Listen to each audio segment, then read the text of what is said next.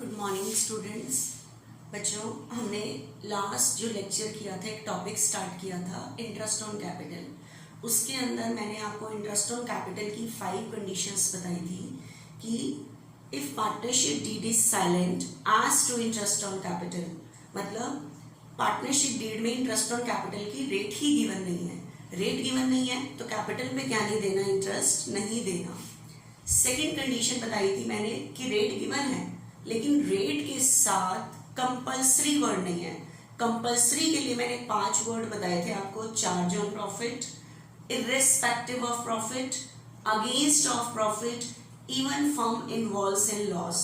ये सारा रेट के साथ लिखा हो तो इसका मतलब है कि इंटरेस्ट देना कंपल्सरी है। लेकिन अगर रेट के साथ कुछ नहीं लिखा हुआ, इसका मतलब इंटरेस्ट देना कंपल्सरी नहीं है। तो इसका मतलब क्या है कि हमें ध्यान रखना है कि इस एक्सपेंस की वजह से बिजनेस लॉस में नहीं जाना चाहिए। ठीक है, नो प्रॉफिट और नो लॉस की सिचुएशन आ जाए लेकिन बिजनेस लॉस में नहीं जाना चाहिए एट एनी कॉस्ट। तो उसके अंदर 3 कंडीशंस थी कि पहले से ही लॉस हो रहा है तो देंगे नहीं क्योंकि लॉस बढ़ जाएगा, प्रॉफिट ज्यादा है तो दे देंगे, प्रॉफिट कम है तो इंटरेस्ट विल बी अलाउड, दिया जाएगा but up to limit of profit, क्योंकि इंटरेस्ट ज्यादा दे दिया तो बिजनेस लॉस में चला जाएगा। ठीक है, तो 3 कंडीशंस ये थी। लास्ट कंडीशन बताई थी कि रेट के साथ वो 5 वर्ड्स हैं कंपल्सरी वाले। ठीक है, तो अगर क्लियर लिखा है कि इंटरेस्ट देना कंपल्सरी है, मतलब चार्ज ऑन प्रॉफिट है, तो इसका मतलब बेशक से बिजनेस क्या चला जाए, लॉस में। और जिस एक्सपेंस को चार्ज ऑन प्रॉफिट कह दिया, कंपल्सरी कह दिया, वो एप्रोप्रिएशन में तो आ ही नहीं सकता। तो इसकी वजह से उस एक एक्सपेंस को हमें कहाँ लिखना पड़ेगा, प्रॉफिट एंड लॉस अकाउंट में। तो जिस भी क्वेश्चन में कह दिया कि interest is a charge on profit या इर्रेस्पेक्टिव ऑफ प्रॉफिट या अगेंस्ट ऑफ प्रॉफिट, ये वर्ड कह दिए, तो इसका मतलब बेशक से बिजनेस क्या चला जाए, लॉस में। इस केस में आपने प्रॉफिट एंड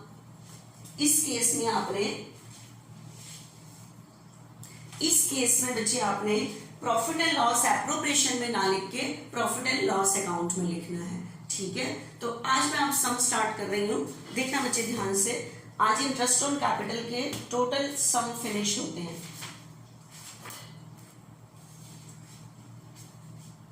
देखना जरा ध्यान से।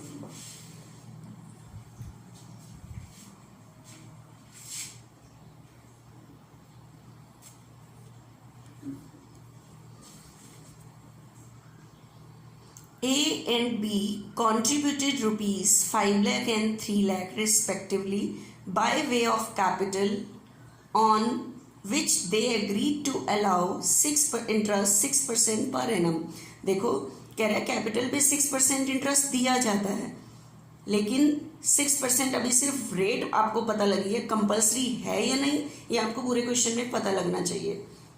रेट है इसका मतलब देना तो है, लेकिन रेट के साथ जब तक चार्ज ऑन प्रॉफिट आगे पूरे क्वेश्चन में नजर नहीं आता, इसका मतलब हम बिजनेस को लॉस में नहीं ले जाएंगे।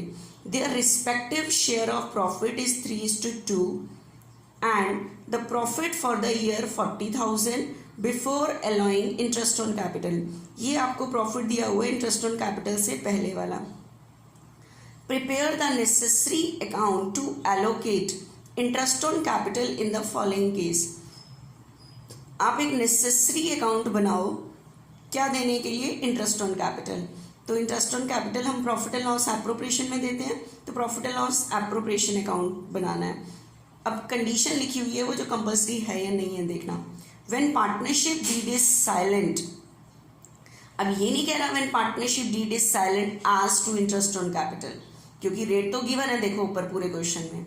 किस विषय में पार्टनरशिप डीड साइलेंट है, when partnership deed is silent about treatment of interest on capital। treatment of interest on capital मतलब इंटरेस्ट देना कंपल्सरी है या नहीं है, इस विषय में साइलेंट है। कुछ कहा ही नहीं गया कि इंटरेस्ट ऑन कैपिटल इस चार्ज ऑन प्रॉफिट है, मतलब कंपल्सरी है या नहीं है, ये क्वेश्चन में कुछ नहीं क्लियर। तो क्वेश्चन में क्लियर हो तभी चार्ज ऑन प्रॉफिट मतलब कंपल्सरी मानते हैं, अदरवाइज नॉट कंपल्सरी। तो कह रहा है इंटरेस्ट मतलब कुछ क्लियर नहीं है तो इंटरेस्ट देना कंपल्सरी नहीं है, तो हमें ध्यान रखना है बिजनेस लॉस में नहीं जाना चाहिए। दूसरी कंडीशन लिखा है when interest is a charge as per partnership deed। कि इंटरेस्ट ऑन कैपिटल चार्ज है, मतलब चार्ज एंड प्रॉफिट है, तो इंटरेस्ट देना कंपलसरी है। तो इस सम को दोनों कंडीशन से करना है कि कंपलसरी नहीं है, दूसरे में है कंपलसरी है मतलब चार्ज है। तो दोनों कंडीशन से आपने इस सम को करना है। देखना मुझे ध्यान से।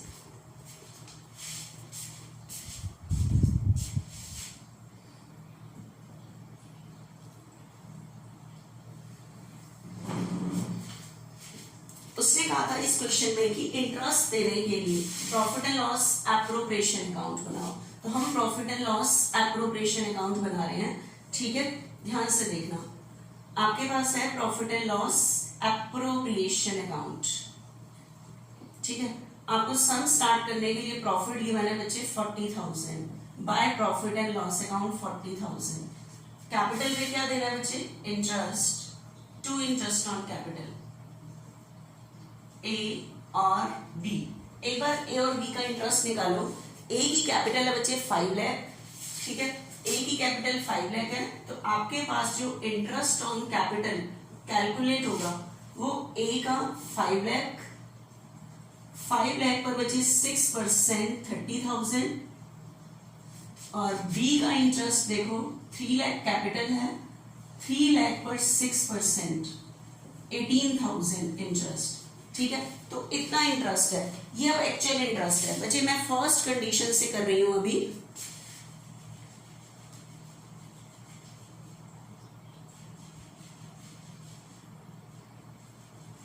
ठीक है।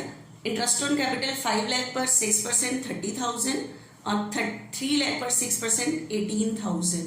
तो अब आपके पास है इंटरेस्ट, देखो हमारे पास प्रॉफिट अवेलेबल है 40,000। अगर मैंने इंटरेस्ट 30 और 18 पूरा दे दिया 48, तो बिजनेस क्या चला जाएगा? लॉस में चला जाएगा। लेकिन अभी मैं फर्स्ट कंडीशन से कर रही हूं कि partnership deed is silent treatment of interest on capital. Treatment of interest on capital का मतलब है हमें पता ही नहीं है कि इंटरेस्ट ऑन कैपिटल को कैसे ट्रीट करना है, कंपल्सरी ट्रीट करना है या नॉट कंपल्सरी ट्रीट करना है। अगर कंपल्सरी ट्रीट करना होता है तो क्वेश्चन में क्लियर मेंशन होता है, तो इस विषय में साइलेंट है, इसका मतलब कुछ नहीं कहा गया, तो बिजनेस क्या नहीं, नॉट कंपल्सरी मानेंगे। इसका मतलब बिजनेस क्या नहीं जाना चाहिए, लॉस में नहीं जाना चाहिए, ठीक है। तो अब मुझे बताओ हम इंटरेस्ट देंगे, वैसे तो टोटल बैठता है 48, 30 और 18 पूरा तो 48, लेकिन नॉट कंपल्सरी की वजह, कंडीशन की वजह से बिजनेस लॉस में नहीं जाना चाहिए। तो interest will be allowed up to the limit of profit. Interest दिया जाएगा लेकिन up to the limit of profit, ठीक है। प्रॉफिट की लिमिट तक दिया जाएगा। अब बात आ गई कितना इंटरेस्ट हम ए को दें, कितना बी को दें। तो ए और बी 30,000 ए का इंटरेस्ट, 18,000 बी का।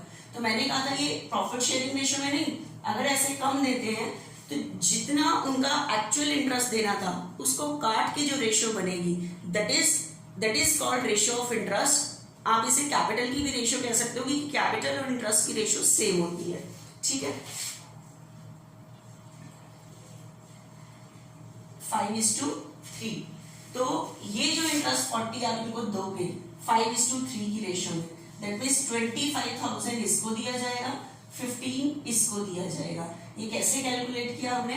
हमारा टोटल इंटरेस्ट था 40,000, इंटरेस्ट की रेशो में दैट मीन्स 5/8, ठीक है। तो 25 ए का, इसी तरह से 3/8 करके बी का निकाल लेंगे।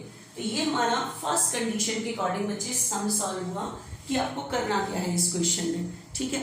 अब थोड़ा सा और आगे देखना, इसी सम को कंडीशन चेंज कर रहा है वो बच्चे यहाँ पे,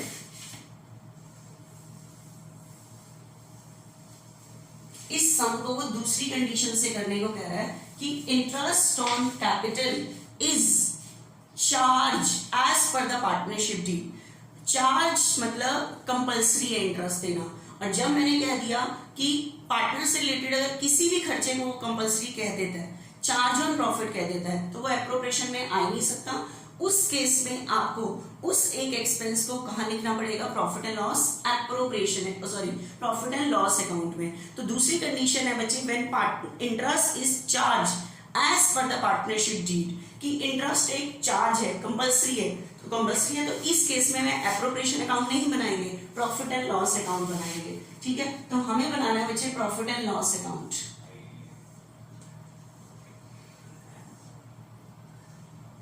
profit and loss account for the year ending जैसे हम लिखते हैं, तो लिखना है एक बारी by profit for the year, profit for the year 40,000 है, ठीक है। अब देखो कह रहा है इंटरेस्ट देना कंपलसरी है, कंपलसरी है तो मतलब full interest will be allowed, पूरा इंटरेस्ट दिया जाएगा, बेशक से बिजनेस क्या चला जाए लॉस में, तभी तो लॉस में चला जाए और एप्रोप्रिएशन अकाउंट लॉस निकालता नहीं है। इसलिए कंपलसरी के केस में हम इंटरेस्ट ऑन कैपिटल को कहां पे लिखते हैं, प्रॉफिट एंड लॉस अकाउंट में लिखते हैं, ठीक है। तो 2 इंटरेस्ट ऑन कैपिटल, तो ए और बी इसको पूरा इंटरेस्ट दिया जाएगा 30, इसको 18, इसको दिया जाएगा 48 इंटरेस्ट दिया जाएगा, ठीक है। तो अब बेशक से बिजनेस क्या चला जाए लॉस में,